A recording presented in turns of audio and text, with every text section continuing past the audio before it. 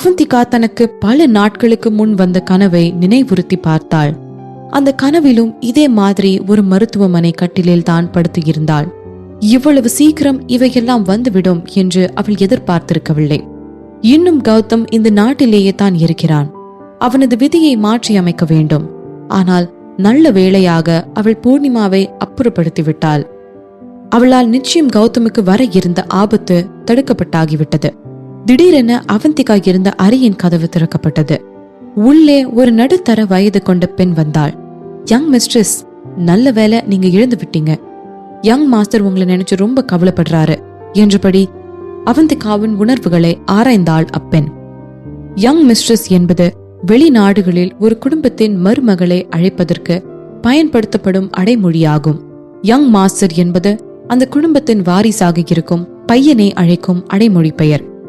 இப்பொழுது பெரிய பணக்கார குடும்பங்களில் இப்படி கூப்பிடும் நாகரிகம் பெருகி வருகிறது. யங் மிஸ்ட்ரஸா? எப்பொழுதோ அவந்திகாவிற்கும் ரவிக்குமான விவாகரத்து நடந்தாகிவிட்டது. அதன் பிறகு எதற்கு இந்த பெண் தன்னை அப்படி கூப்பிட வேண்டும்? யார் நீ? வாயை திறந்து கேட்டாள் அவந்திகா.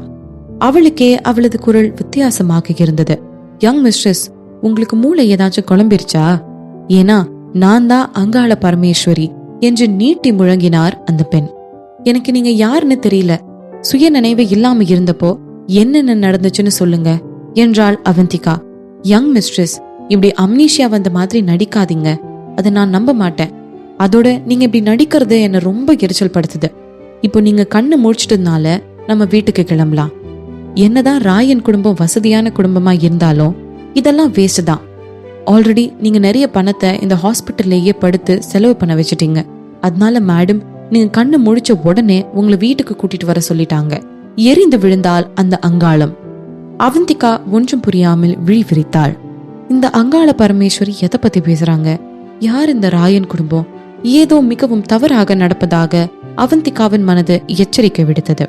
இவள் நடப்பவற்றை கிரகித்து முடிக்கும் முன்பே அந்த அங்காளம் தன்னுடன் நின்று கொண்டிருந்த பாடி கார்டுகளை ஏவி அறையின் மூலையில் கிடந்த வீல் சேரை எடுத்து வர சொல்லி அவந்திகாவை அழைத்து வர சொல்லிவிட்டாள்.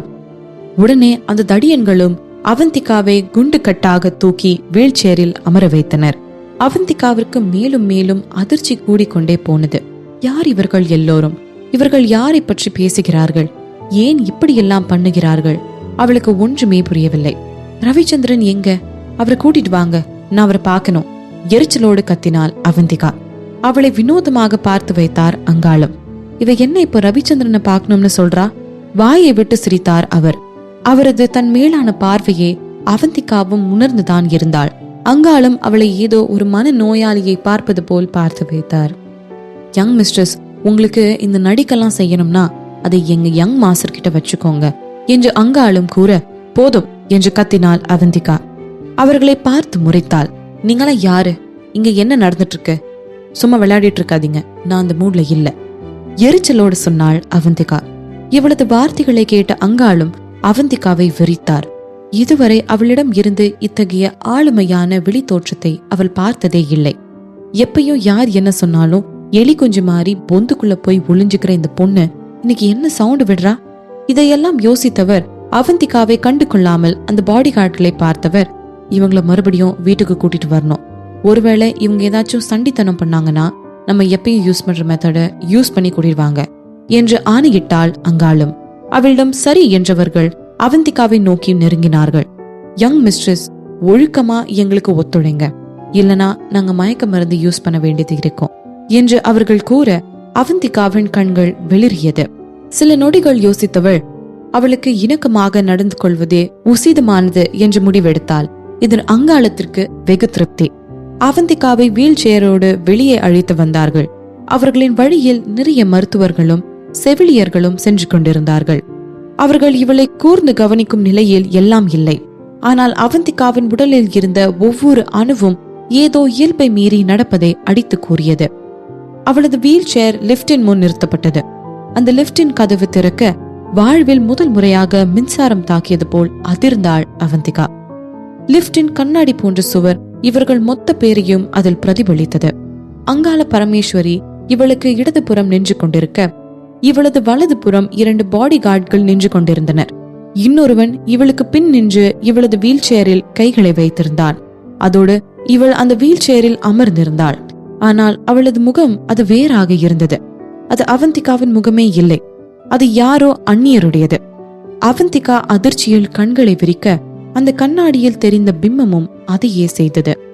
அவந்திகா இயல்பாகவே தனது உணர்ச்சிகளை கட்டுப்படுத்துவதில் தெரிந்தவள். ஆனால் அவளது மனதிலேயே இப்பொழுது பயமும் பீதியும் எழுந்தது. நான் எப்படி இப்படி ஆன? அவளது முகத்தில் தோன்றி மறைந்த உணர்ச்சிகளை பார்த்த அங்காளம் சிரிப்பை மட்டும் முதிர்த்து வைத்தாள். அவள் இவளுக்கு பைத்தியமே பிடித்து விட்டது என்று நினைத்து கொண்டாள். என்னோட பேர் என்ன? அவந்திகா அங்காளத்தின் மணிக்கட்டுகளை பிடித்தபடி வினவினாள். திடீரென்று அவந்திகா அவளது கையை பற்றியதும் திடுக்கிட்டவர் மெதுவாக அவளது கையை விளக்கியபடி, தற்கொலை பண்ணிக்க துணிஞ்சுதான் இங்க இத்தனை நாளா வந்து உட்கார்ந்துருக்கீங்க. இப்ப மர கலண்ட மாதிரி நடிக்கிறீங்களா? கவலைப்படாதீங்க. உங்களுக்கு உண்மையாலுமே பைத்தியம் பிடிச்சு இருந்தாலும் யங் மாஸ்டர் உங்களை டிவோர்ஸ் பண்ண மாட்டாரு என்றான் அலட்டி கொள்ளாமல். அதையெல்லாம் கண்டு கொள்ளாத அவந்திகா மீண்டும் என்னோட பேரு என்ன என்று கேட்டு வைத்தாள். நீங்க இப்படி நடிக்கணும்னு நினைச்சா இருக்கட்டும். உங்க பேரு ஆதிராநாதன். அதோட உங்க ஹஸ்பண்ட் பேரு மாதேஷ் சிங்கன் குடும்பத்தோட வாரிசு என்று அறிவித்தாள். இதையெல்லாம் கேட்ட அவந்திகாவிற்கு இப்பொழுதுதான் உண்மையாலுமே பைத்தியம் பிடிப்பது போல் ஆகிவிட்டது. யார் இந்த ஆதிராநாதன்? யார் இந்த மாதேஷ் சிங்கன்? மீண்டும் திரும்பி லிப்டின் கண்ணாடியில் தெரிந்த தனது பிம்பத்தை பார்த்தாள் அவந்திகா. கொஞ்சம் கொஞ்சமாக அவளுக்கு ஞாபகம் வர ஆரம்பித்தது. இவங்க என்னோட பேஷண்ட். இவங்க குடும்ப பேரும் நாதன் தான். ஒருவேளை இவங்க உங்க தூரத்து சொந்தமா என்ன? இல்ல, இவங்களை எனக்கு இதுக்கு முன்ன தெரிஞ்ச மாதிரி ஞாபகம் இல்ல. அதனால என்ன மிஸ் நாதன், இப்ப இருந்து நம்ம பழகி தெரிஞ்சுக்கலாம்ல? Nice to meet you miss Nathan. ஆம், இது அவளேதான். அன்று டாக்டர் ஷாமின் பேஷண்டாக வீல் சேரில் பார்த்த அதே பெண்ணின் முகம்தான் இதும். ஆனால் திடீரென்று தான் எப்படி அந்த பெண்ணாக மாறினோன்? அவந்திகாவிற்கு ஒன்றும் புரியவில்லை. எப்படி? நான் கொஞ்ச நாள் கான்சியஸ் தான் இல்லாம இருந்தேன். அதுக்கப்புறம் கண்ணு முழிச்சோன்னே நான் எப்படி வேற ஒரு பொண்ணா இருக்க முடியும்? அவந்திகாவால் என்ன நடந்திருக்கும் என்று யூகிக்க கூட முடியவில்லை. அவர்கள் எல்லோரும் காரில் ஏறிய பின்னும் அவந்திகா அமைதியாகவே தான் இருந்தாள். எல்லா பக்கமும் யோசித்து பார்த்துவிட்டு அவந்திகா ஒரு முடிவுக்கு வந்தாள். ஒருவேளை இது அருண் சொன்ன மாதிரி இருக்குமோ? நான் செத்து போய் என்னோட ஆன்மா வேற ஒரு உடம்புக்குள்ள பூந்துருச்சா? ஆனால் இந்த கூடு விட்டு கூடு பாயும் விஷயங்கள் எல்லாம் நிஜ வாழ்விலும் நடக்குமா என்ன? அவளால் நம்ப முடியவில்லை. எதிர்காலத்தை காண முடிந்தது என்பதை கூட ஓரளவுக்கு இந்த ஜோசியக்காரர்களை நினைத்து அவள் நம்பினாள்.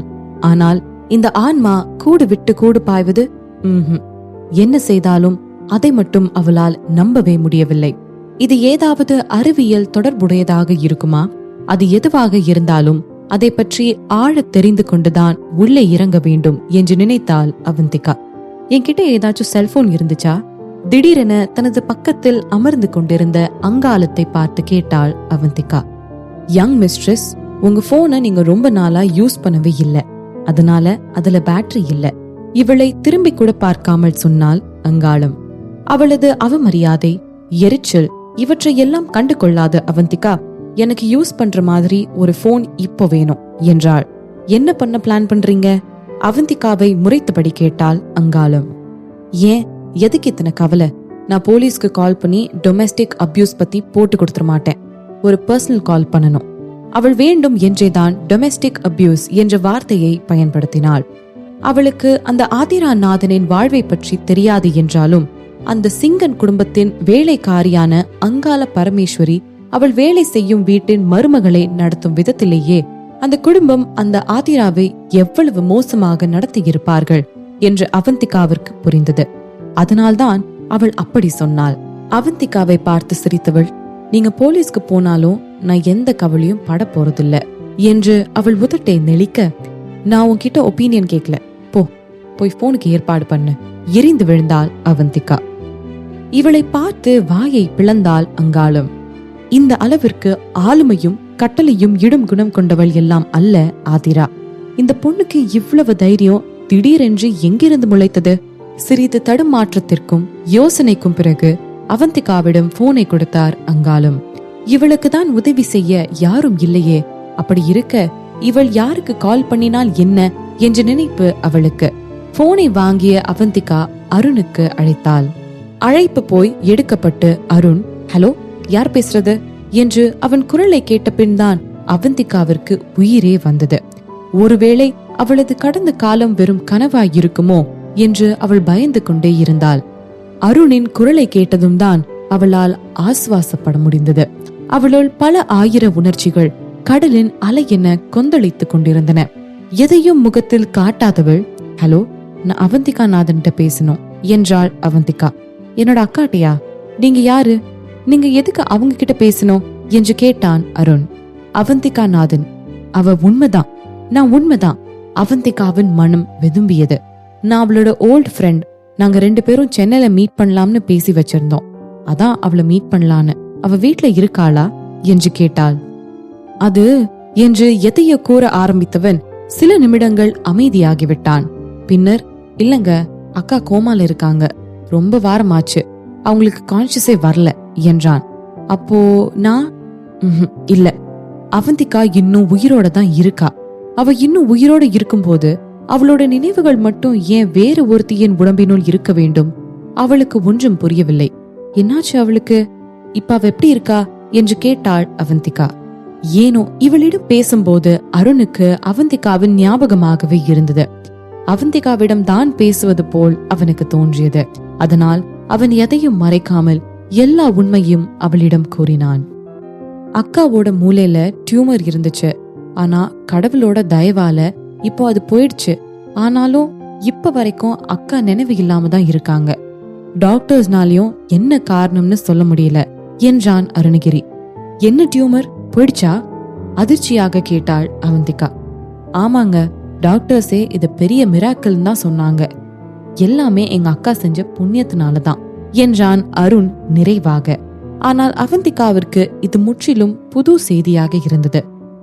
அவளது மூளையில் இருந்து கட்டி போய்விட்டது என்றால் அது நல்ல முன்னேற்றம் தானே. நான் அவளை பார்க்கணும்னு ஆசைப்படுறேன். அங்க நான் வந்து அவளை பார்க்கலாமா என்று அவந்திகா கேட்டாள். அது விஷயம் என்னன்னா, அக்கா இப்பயும் ஹாஸ்பிட்டல்ல இல்ல. அக்காவை சந்திரன் குடும்பம் தான் இப்ப பாத்துக்கிறாங்க. ஆனா உங்களுக்கு அக்காவை பார்க்கணும்னா நீங்க என்கிட்ட வாங்க, நான் உங்களை கூட்டிட்டு போறேன். அப்புறம் உங்க பேர் என்ன? ஏன்னா அக்காக்கு அதிகம் ஃப்ரெண்ட்ஸ் இருந்தது இல்ல, அதான் என்று இழுத்தான் அருண். இன்னும் தன் மேலேயே பார்வையை வைத்துக் கொண்டிருந்த அங்காளத்தை பார்த்தவள், என் பேரு ஆதிரா, ஆதிராநாதன், ஃப்ரம் சிங்கன் ஃபேமிலி என்றாள். ஓ, கோஇன்சிடென்ஸ். எங்க குடும்ப பேரும் நாதன் தான்.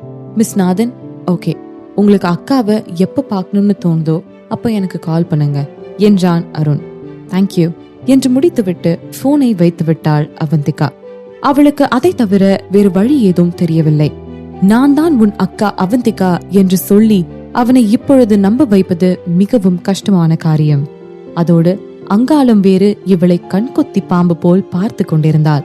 அதோடு அவளுக்கும் எல்லா உண்மைகளையும் தெளிவாக தெரிந்து கொள்ளும் முன்னர் ஒரு விஷயத்தை பற்றி பேச விரும்பவில்லை. இதையெல்லாம் தாண்டி அவளுக்கு இந்த ஆதிராவின் உடலில் அவளாய் இருப்பது எல்லாம் பெரிய விஷயமில்லை. இப்போதைக்கு இதற்கெல்லாம் பின் இருக்கும் காரணி என்னவாக இருக்கும் என்பதிலேயே தான் அவளது மனம் நிலைத்து இருந்தது. மறுபக்கமோ அமர் காரை ஓட்டிக் கொண்டிருக்க அவன் அருகில் அமர்ந்து போனை பேசி வைத்திருந்த அருணை பார்த்து, யாருடா போன்ல என்று கேட்டான் அமர் பிரஜித்.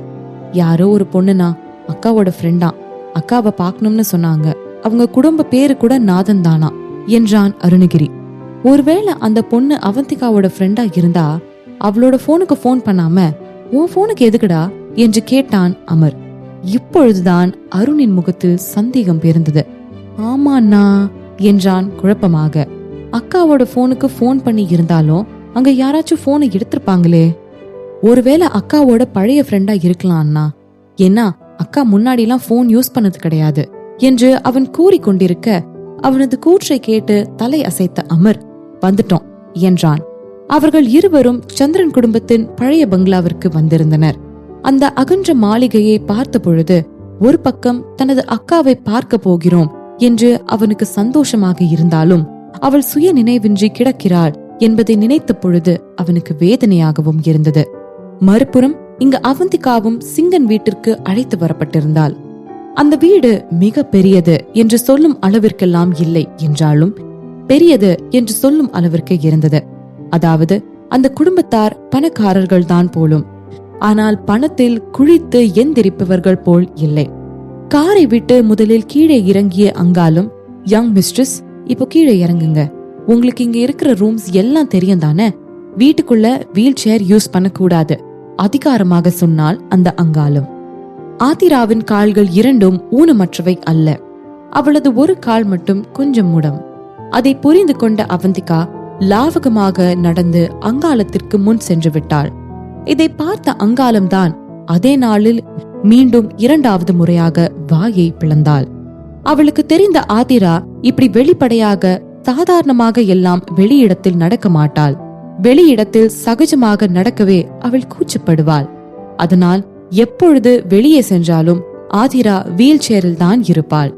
ஆனால் இந்த ஆதிரா அங்காளத்திற்கு வேறாக தெரிந்தாள். முடமான கால்களை வைத்துக் கொண்டு கூட சூப்பர் மாடலின் தன்னம்பிக்கையோடு நடந்தாள் இந்த ஆதிரா. சூசைட் பண்ணதான் இந்த பொண்ணு ட்ரை பண்ணி இப்ப பொழைச்சு வந்திருக்கு, அதுக்கு கூட இத்தனை மாற்றம் நடக்குமா? அங்காளத்திற்கு புரியவில்லை. வீட்டின் ஹாலில் அந்த வீட்டின் தலைவி பரிமளாவும் அவளது மகள் மானசியும் அமர்ந்து தேநீர் அருந்தி கொண்டிருந்தார்கள். உள்ளே வந்த அவந்திகாவை பார்த்ததும் அவர்கள் இருவரின் முகமும் எரிச்சலையும் அலட்சியத்தையும் தத்தெடுத்து கொண்டது. இன்னும் 20 வயதை தாண்டாமல் இருக்கும் மானசி கூட அவளை பார்த்து விழிகளை உருட்டினாள். அவந்திகாவை ஏதோ அசிங்கத்தை பார்ப்பது போல் பார்த்து வைத்தார் பிரமீளா. போய் ஒரு சட்டில நெருப்பு வச்சு எடுத்துட்டு வா, அதுல இவ கால் வைக்கலனா இவளை உள்ள விடாத என்று ஆணையிட்டாள் அங்காளத்திடம். வீட்டின் மூத்த மருமகள் உடல்நிலை சரியாகி வீட்டிற்குள் அடி எடுத்து வைக்கிறாள். ஒரு அக்கறையான பேச்சு எல்லாம் இல்லை, எரிச்சல் மட்டும் டன் கணக்கில் வந்து விழுகிறதே. அந்த ஆதிரா இந்த வீட்டில் நல்ல வாழ்க்கை வாழவில்லை போல என்று தோன்றியது அவந்திகாவிற்கு. குடுகுடுவென உள்ளே ஓடி போய் விறகுகள் நிரம்பிய பாத்திரத்தை எடுத்து வந்தாள் அங்காளம். அதில் சீமெண்ணெய் ஊற்றி இருப்பார்கள் போலும். அது எரிச்சு விடு, மானசி ஆணையிட்டாள் அங்காளத்திற்கு. உடனே விசுவாசம் தேர்ந்த தொழிலாளியான அங்காளமும் அந்த விறகை பற்ற வைத்தாள். சீமெண்ணெய் வேறு ஊற்றி இருக்க அது அவந்திகாவின் பாதி உயரத்திற்கு ஜுவாலையாக மாறி கொழுந்து விட்டு எரிந்தது. சீக்கிரம் அதுக்குள்ள காலவை, அதிகாரமாக கூறினாள் மானசி. கால வைக்கிறதா? அவந்திகா ஒரு மில்லிமீட்டர் சிரிப்பை சிந்தினாள். இந்த நெருப்பில் காலை வைப்பதா? அந்த சட்டியின் அகலமே ஆலை விழுங்கும் அளவிற்கு இருந்தது.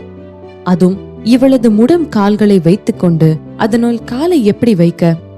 அது என்னவென்றால், அவர்களின் குடும்ப வழக்கப்படி வீட்டின் உள்ளே எந்த துர்சக்தியும் வந்து விடாமல் இருக்க நெருப்பில் காலை வைத்த பின் உள்ளே வர வேண்டுமாம். அப்படி செய்தால்தான் எந்த தீய சக்தியும் மனிதர்கள் மூலம் உள்ளே வராதாம். அந்த தீ சட்டியை எடுத்து இவர்களின் தலையின் மீது போட்டால் என்ன என்று தோன்றியது அவந்திகாவிற்கு. இப்படியா ஒரு பெண்ணை தீய சக்தியை போல் நடத்துவார்கள்? வேண்டுமென்றே அந்த பெண்ணை ஆட்டி படைக்கிறார்களா? ஆதிரா, என்ன நின்னுட்டு இருக்க? சீக்கிரமா அதுக்குள்ள காலவை, இல்லனா உன்னால வீட்டுக்குள்ள வர முடியாது. மீண்டும் அதிகாரம் விளையாடியது மானசியின் குரலில். இப்போ எதுக்கு சிலையாட்டம் நின்னுட்டு இருக்க? இந்த வீட்டுக்குள்ள தரித்திரத்தை கொண்டு வரணும்னு நினைக்கிறியா? எரிந்து விழுந்தார் பிரமீளா. ஆனா இங்க நடக்கிறது எல்லாம் பார்த்தா சிங்கன் ஃபேமிலி ஆல்ரெடி தரித்திரத்தோட தான் வாழ்ந்துட்டு இருக்கேன்னு நினைக்கிறேன். அப்படி இல்லனா நான் ஏன் சூசைட் பண்ண முடிவெடுத்திருக்க போறேன்? அவந்திகாவின் குரல் கணீரென பாலை நிறைத்தது.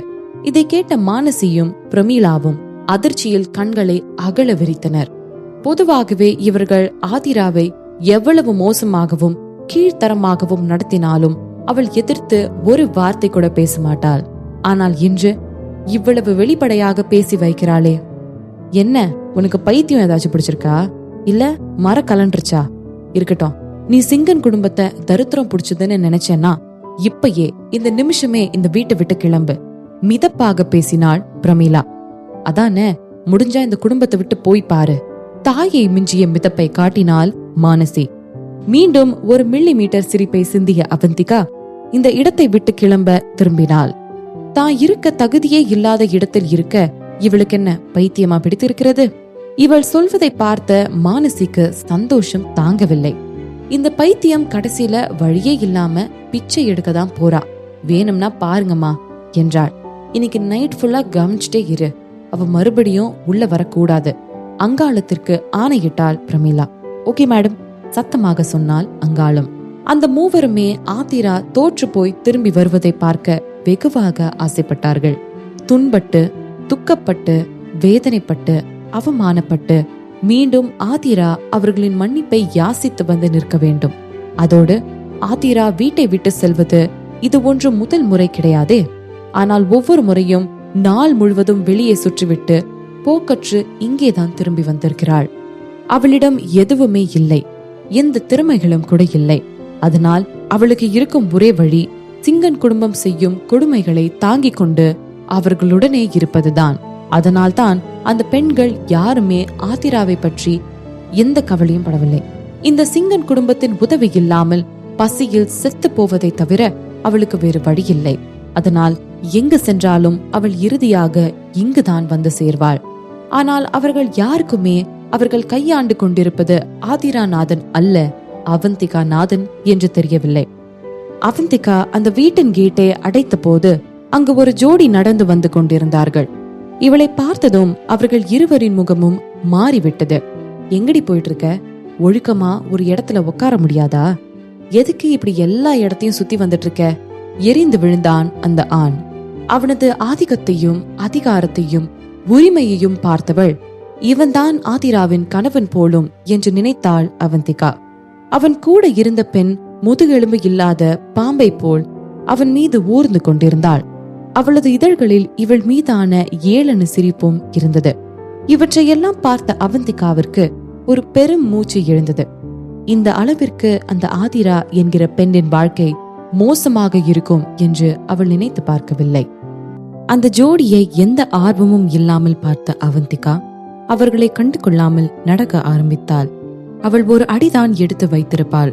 அடுத்த நொடி அவளது கைகள் பலமாக இழுக்கப்பட்டது. அவள் தடுமாறி நின்றாள். கொஞ்சம் நிலைப்படுத்திக் கொண்டிருக்கவில்லை என்றாலும் இந்நேரம் அவள் கீழே விழுந்திருப்பாள். அவந்திகா நிமிர்ந்து அந்த மாதேஷை பார்த்தாள். அதாவது அவன்தான் ஆதிராவுடைய கணவனாகப்பட்டவன்.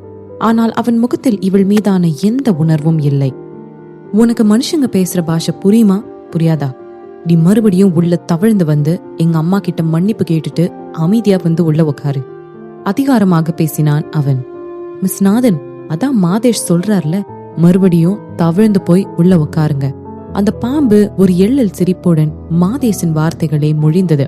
அவனது மனைவியையே இப்படி எள்ளலாக மற்றொரு பெண் பேசியும் அந்த மாதேஷின் முகத்தில் எந்த ஒரு மாற்றமும் கண்டனமும் இருக்கவில்லை. அவந்திகாவால் அந்த ஆதிராவுக்காக வேதனைப்படுவதை தவிர வேறு எதுவும் செய்ய முடியவில்லை. ஆனால் இன்று ஆதிராவின் உடலில் இருக்கும் அவந்திகாவால் இதையெல்லாம் சகித்துக் கொள்ள முடியாது. எனக்கு டிவோர்ஸ் வேணும், அது கொடுக்க உனக்கு என்ன வேணும்? கடுமையாக அவனை பார்த்து கேட்டாள் அவந்திகா.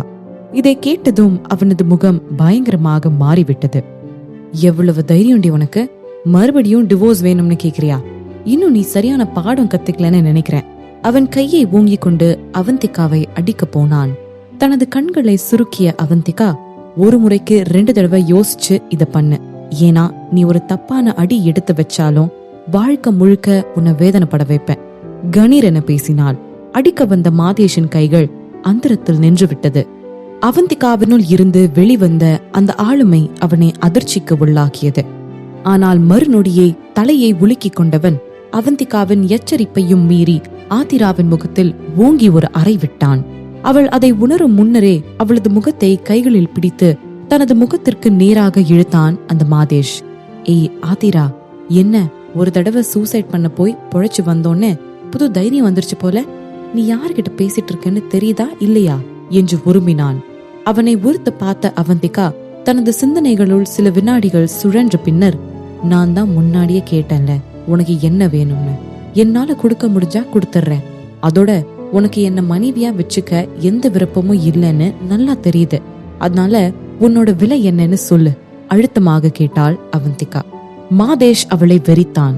அவனது மனைவி இந்த விஷயத்தில் தீவிரமாக இருக்கிறாள் என்று அவனுக்கு புரிந்தது. முன்னர் இது போன்று விவாகரத்து கேட்கும் பொழுது அதற்கு ஈடாக என்ன வேண்டும் என்று எல்லாம் அவள் கேட்கவில்லை. இது நல்ல முன்னேற்றம் தான் என்று நினைத்து கொண்டான். அர்த்தம் புதிந்த ஒரு சிரிப்பை உதிர்த்தவன், எனக்கு என்ன வேணும்னு உனக்கே தெரியும் தானே? உங்க அப்பா உன்னை விட்டு போகும்போது உனக்கு கொடுத்துட்டு போன எல்லாமே எனக்கு வேணும் என்றான். ஆதிராவோட அப்பா அவளுக்கு விட்டுட்டு போனதா? அவங்க அப்பா எப்ப அவளை விட்டுட்டு போனாரு? எனக்கு கொஞ்சம் டைம் கொடு, ஆனா அதுக்கு முன்னாடி என்னை யாரும் டிஸ்டர்ப் பண்ணக்கூடாது. அவரது கைகளை விளக்கியபடி கூறினாள் அவந்திகா. என்ன, எனக்கு அதெல்லாம் கொடுக்க உனக்கு சம்மதமா? மீண்டும் அதிர்ச்சியாகி அவளை பார்த்தான் மாதேஷ். ஆதிரா அவற்றை பொக்கிஷம் போல் பாதுகாப்பவள். அவனால் முடிந்த எல்லா வழிமுறைகளிலும் அவற்றை கேட்டு பார்த்தும் கொஞ்சம் கூட ஆதிரா அவற்றை இவனுக்கு கொடுக்க ஒத்துக்கொள்ளவே இல்லை. ஆனால் இன்று என்ன திடீரென்று இப்படி சொல்கிறாள்? நான் அது எல்லாத்தையும் கொடுத்துடுறேன். ஆனா நான் சொன்ன மாதிரி எனக்கு கொஞ்சம் டைம் வேணும். பொறுமையாக பேசினாள் அவந்திகா. இதை கேட்ட மாதேஷின் கண்களில் இப்பொழுது ஆர்வம் இருந்தது. ஃபைன், உனக்கு வேணும்ன்ற அளவு டைம் எடுத்துக்கோ. ஆனா முடிவு எனக்கு சாதகமா தான் இருக்கணும். அப்படி இல்லைன்னா இப்ப கொடுத்த தண்டனை எல்லாம் ஒண்ணுமே இல்லை என்றவன் அவனுடன் இருந்த அவளை தோளில் இழைத்து கொண்டு சென்று விட்டான். அவந்திகா அந்த இடத்திலேயே நின்று விட்டாள். அந்த ஆதிராவின் கடந்த காலத்தை பற்றி தான் இன்னும் நிறைய விஷயங்கள் தெரிந்து கொள்ள வேண்டும் என்று நினைத்தாள். ஆனால் அதற்கு எல்லாம் முன்னாடி தான் ஏன் இவளது உடலில் இருக்கிறோம் என்பதை தெரிந்து கொள்ள வேண்டும்.